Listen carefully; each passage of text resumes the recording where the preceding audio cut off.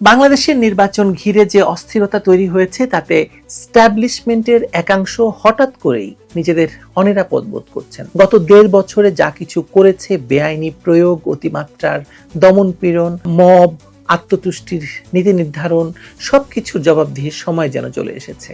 দেশের প্রধান দলটিকে অযোগ্য ঘোষণা করে বাইরে রেখে ৪ দিন পর যে নির্বাচনের আয়োজন হতে যাচ্ছে সেটি যে গ্রহণযোগ্যতা পাবে না, এটা এখন তাদের কাছেও স্পষ্ট। আর গ্রহণযোগ্যতা না পেলে যে জন অসন্তোষ, যে অরাজকতার ঢেউ উঠবে, সেটি সামাল দেওয়ার ক্ষমতা নেই বলেই তাদের আতঙ্ক।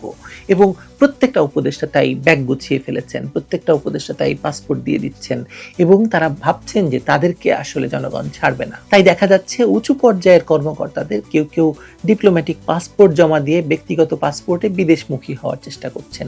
বিস্ময়করভাবে এই তালিকায় রয়েছেন ৯ জন উপদেষ্টা, কয়েকজন রাজনীতিক, সরকারের বিভিন্ন সেক্টরের সক্রিয় সমর্থক, এমনকি আইজিপিও।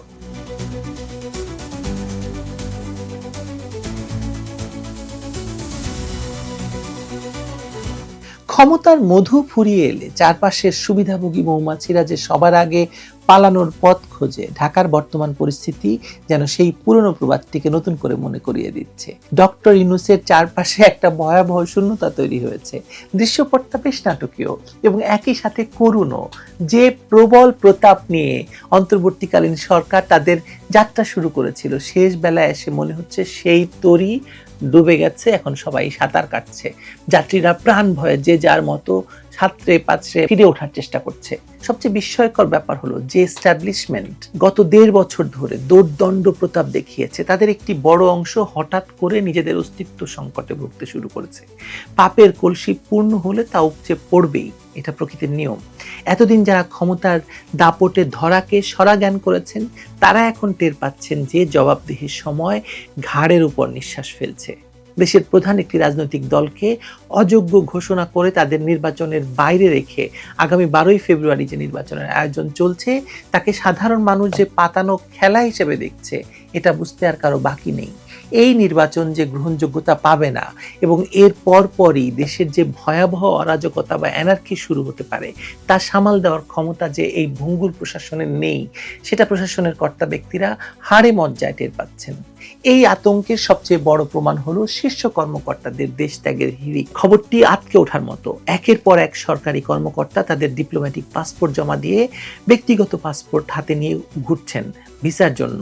উদ্দেশ্য পরিষ্কার, তারা দেশ ছাড়তে চাইছেন। এই তালিকায় নাকি ৯ জন উপদেষ্টা সহ পুলিশের আইজিপি এবং সরকারের বহু ঘনিষ্ঠ প্রভাবশালী ব্যক্তি রয়েছেন। ভাবা যায়, যারা দেশ চালাচ্ছেন তারাই যদি বিপদ আঁচ করে পিটটান দেওয়ার প্রস্তুতি নেন, তবে সাধারণ মানুষের নিরাপত্তা আসলে কোথায়? কেন এই হঠাৎ পলায়ন পর মনোভাব বলুন তো? এর পেছনের কারণগুলো খুঁজলে দুর্নীতির এক মহোৎসবের চিত্র বেরিয়ে আসে। বিশেষ করে চট্টগ্রাম বন্দর নিয়ে যা হয়েছে, তাকে পৈতৃক সম্পত্তি বিক্রির সাথে তুলনা করলেও কম বলা হবে।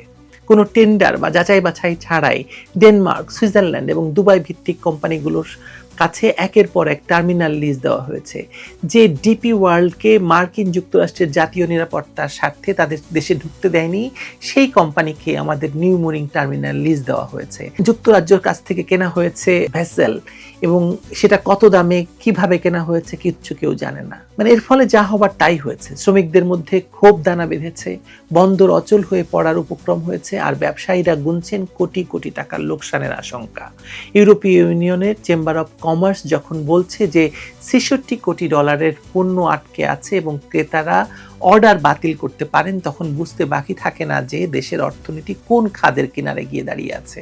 এরই মধ্যে আন্তর্জাতিক অঙ্গন থেকেও মুখ ফিরিয়ে নেওয়ার পালা শুরু হয়েছে।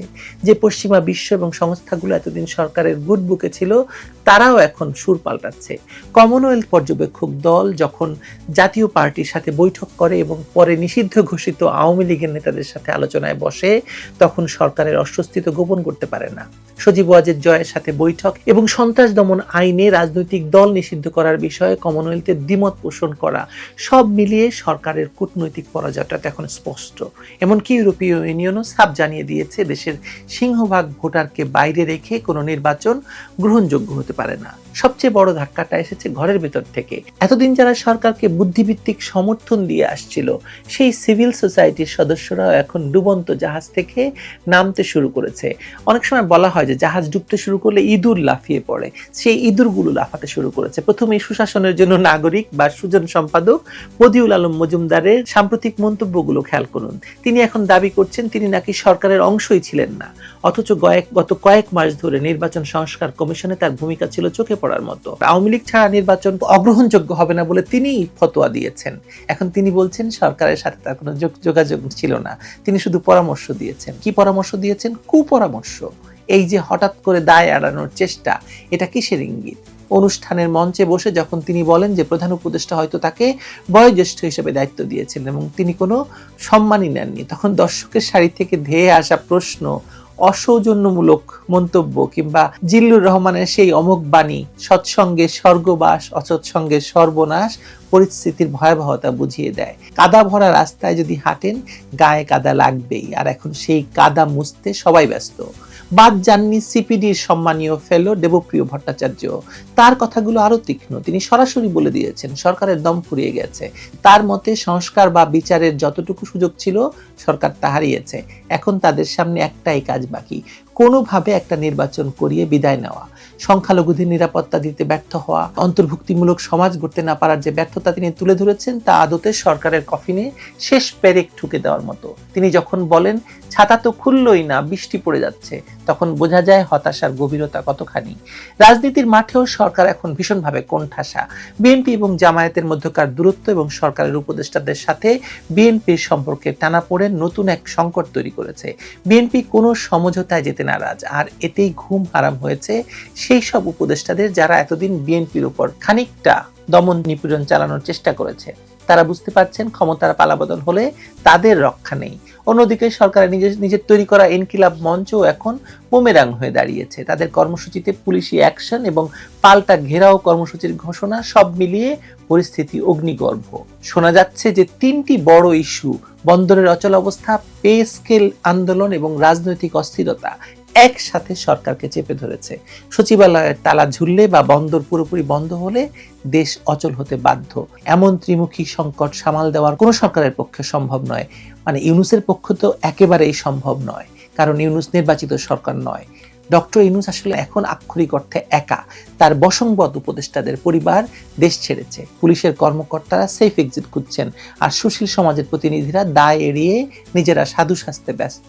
চারদিকে যখন এমন টালমাটাল অবস্থা, তখন যদি আওয়ামী লীগ তাদের সর্বশক্তি নিয়ে মাঠে নামে, তবে তা হবে আগুনে ঘি ঢালার মতো।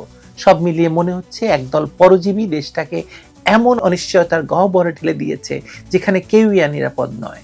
ডক্টর ইউনূস হয়তো নির্বাচনটা জোর করে ফেলবেন, কিন্তু তার ফলাফল বা পরবর্তী পরিস্থিতি সামাল দেওয়ার মতো কোনো বন্ধু বা সহযোগী তার পাশে অবশিষ্ট নেই।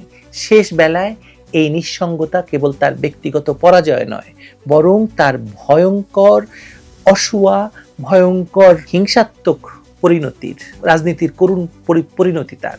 মূলত একদল স্বার্থান্বেষীর কারণে দেশ এমন এক অনিশ্চিত পরিস্থিতির মুখোমুখি যেখানে কেউই নিরাপদ নয়। প্রধান উপদেষ্টা ইউনূস এখন ঘরে বাইরে একা, তার সমস্ত শক্তির উৎস একে একে নিভে যাচ্ছে, একে একে নিভিছে দেউটি। নির্বাচন করতে পারলেও তার মুক্তি নেই, না পারলেও তো মুক্তি নাই। এই টালমাটাল অবস্থায় দেশের ভবিষ্যৎ আপনিই জানেন, অন্ধকার, অন্ধকার এবং অন্ধকার। ভালো থাকবেন সবাই।